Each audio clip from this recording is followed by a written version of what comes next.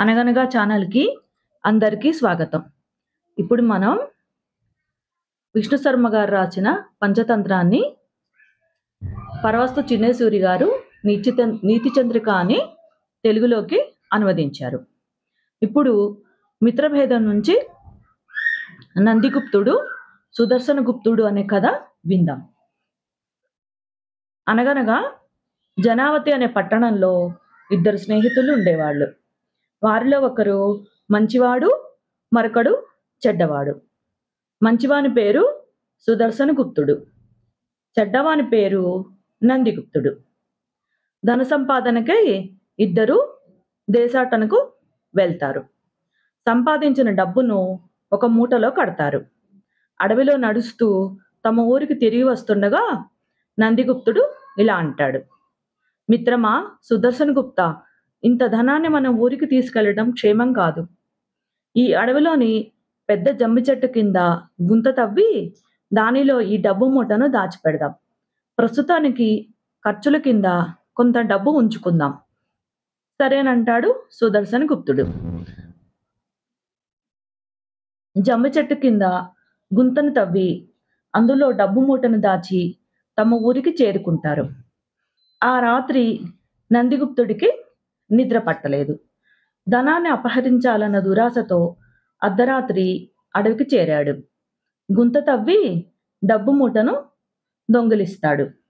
మళ్ళీ ఏమీ ఎరగనట్టు ఇంటికెళ్ళిపోతాడు. ఇలా కొంతకాలం గడిచింది.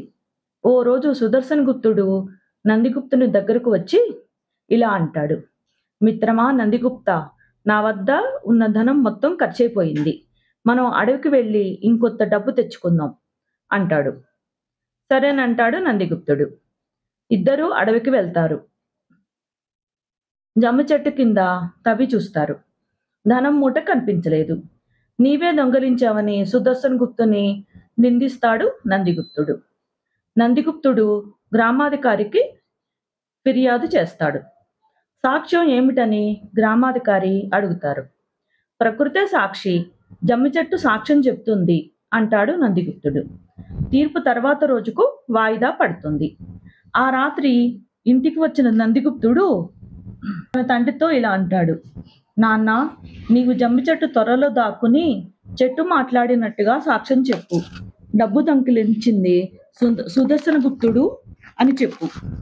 సరేనని ఒప్పుకుంటాడు నందిగుప్తుని తండ్రి. తర్వాత రోజు ఉదయం పథకం ప్రకారం నందిగుప్తుడి తండ్రి జమ్మి చెట్టు త్వరలో దాక్కుంటాడు. ఇద్దరు మిత్రులు, గ్రామాధికారి, ఊరి ప్రజలు అడవిలోని జమ్మి చెట్టుకు చేరుతారు. ధనం ఎవరు దొంగిలించారు అని జమ్మి చెట్టును గ్రామాధికారి అడుగుతాడు. సుదర్శన గుప్తుడు దొంగిలించాడు అని చెప్తాడు. జమ్మి చెట్టు చెప్తుంది. మరుక్షణం సుదర్శన గుప్తుడు కొంత గడ్డి కట్టెలతో జమ్మి చెట్టు మొదట్లో మంట పెడతాడు. క్షణాల్లో మంట ఉవ్వెత్తున లేస్తుంది. ఒళ్ళు కాలుతుంటే తట్టుకోలేక నందిగుప్తుని తండ్రి జమ్మి చెట్టు త్వరలో నుండి బయటికి వస్తాడు. గ్రామస్తులు అతన్ని పట్టుకుని బాగా తంతారు. అప్పుడు నిజం చెప్తాడు నందిగుప్తుని తండ్రి. గ్రామస్తులు నందిగుప్తుని చెట్టుకు వేలాడదీసి శిక్షిస్తారు. కాబట్టి దుష్టులతో సహవాసం ఎప్పటికీ హానికరమే.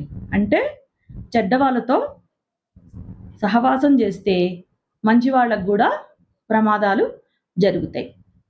కథ కంచికి మనం ఇంటికి. నచ్చితే లైక్ చేయండి, షేర్ చేయండి, సబ్స్క్రైబ్ చేయండి.